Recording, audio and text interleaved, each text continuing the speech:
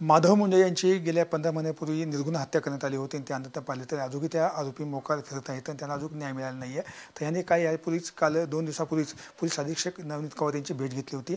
त्यानंतर आता कुठे तपासाला वेग आले दिसून येत आहे. माझ्यासोबत त्यांच्या पत्नी ज्ञानेश्वरी ताई मुंडे आहेत.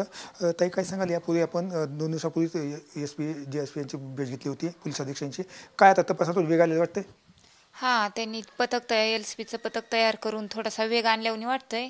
थोडं म्हणजे प्रगती झाल्यावानी वाटते. केसमध्ये थोडंसं काहीतरी तपास चालू ठेवला आहे चांगल्या पद्धतीनं असं वाटतंय. आणि सुरेश दासांनी पण त्याच्यात खूप मदत केली, कारण त्यांनी बी म्हणले की उपोषणाची गरज येऊ देणार नाही आणि त्यामुळे बी थोडासा प्रभाव झाला असेल.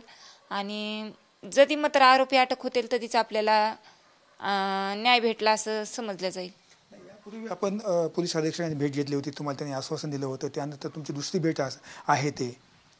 हां, त्यांनी तर आश्वासन त्या दिवशीच दिलं नाही. इतका दिलासा दिला होता की त्यांनी त्या दिवशी की असं एक बी आम्हाला अधिकारी असा इतका म्हणजे केसबाबत शांतपणे बोलला नव्हता. तर म्हणले 100% त्या दिवशी बी म्हणले 100% आम्ही आरोपी अटक करू म्हणजे करू. पण त्यांच्या पद्धतीनं प्रशासन बी आता काहीतरी आपल्याला मदत करतंय असं थोडंसं दिलासा वाटतंय जीवाला, की काहीतरी आता प्रशासन चालू झाले, काहीतरी न्याय देऊ शकेल आपल्याला असं वाटतंय आता. असं तुम्हाला पाहिलं तर आता एक LCBचा PI असेल, त्याच्यामध्ये 4 कॉन्स्टेबलचे एक पथक नेमण्यात आलेलं आहे आणि आता या तपासाचा आता एक चांगल्या दिशेने चाललेला दिसेल असं दिसून येत आहे. हां, चांगल्या दिशेने चालले. मग जरी आरोपी अटक होतील तरीच खरंच प्रशासनानं आपली मदत केली असं म्हणण्यात येईल, कारण माझा पहिल्यापासून प्रशासनावरच दोष आहे ना. मग आता काहीतरी प्रशासन आपल्याला मदत करतंय, त्याची जरा आशेची किरण दिसायला लागली प्रशासनाकडून बी आपल्याला. त्याच्यामुळं जरी आरोपी अटक होतील तरीच न्याय असं तर म्हणण्यातच येणार आहे. आपण या संदर्भामध्ये पाहिलं तर जसे संतोष देशमुख प्रकरणामध्ये CID आणि SIT दाखल करण्यामध्ये मागणी केली होती, त्या प्रकरणात आपण त्या याच्यावर ठामत? हां, 15 दिवस मी तर वाट बघणारच आहे ना.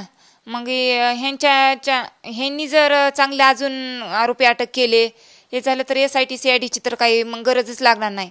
आणि जर मग नाही आरोपी ह्यांनी 15 दिवसात अटक केले ह्या पथकाने बी, त्याच्यातले कुणी ना कुणी तर त्यांना करावंच लागतील ना. असं आणि सगळे पोलीस प्रशासनाला माहिती आहेत आरोपी, असं नाही की माहिती नाही का. तर त्यांनाच कॉल आलेले आहेत ना की तपास थांबवा म्हणून. मग कशामुळं कॉल आले, काय झाले हे त्यांनाच माहिती. मग सगळं पोलीस प्रशासनाला आरोपी बी माहिती आहेत. मग त्यांनी तात्काळ आरोपी बी अटक करावेत.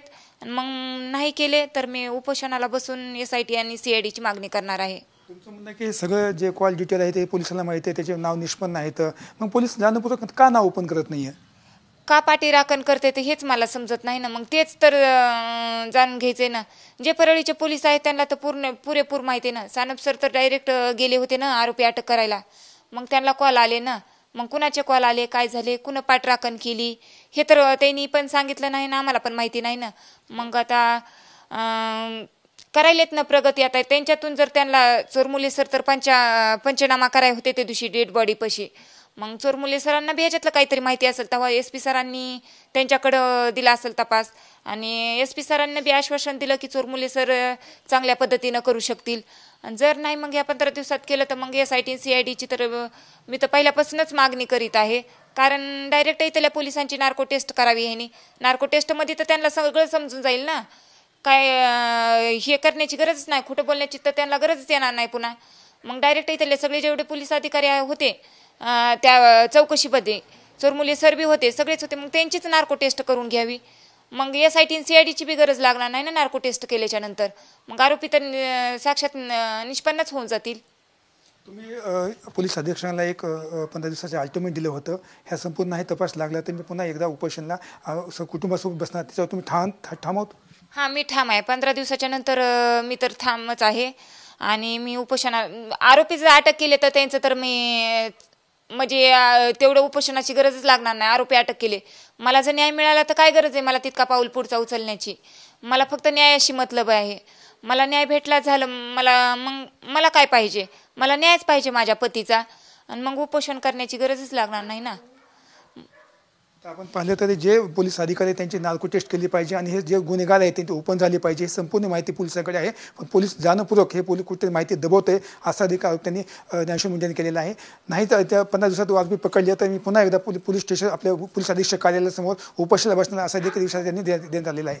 कॅमेरापासून आप्पासाहेब मोगळकर, मी संभाजी मुंडे, TVN मराठी. परळी, बीड.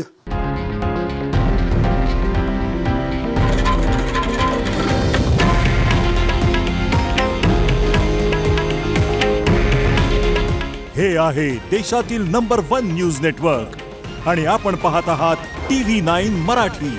काळजी तुमची, हित महाराष्ट्राचं.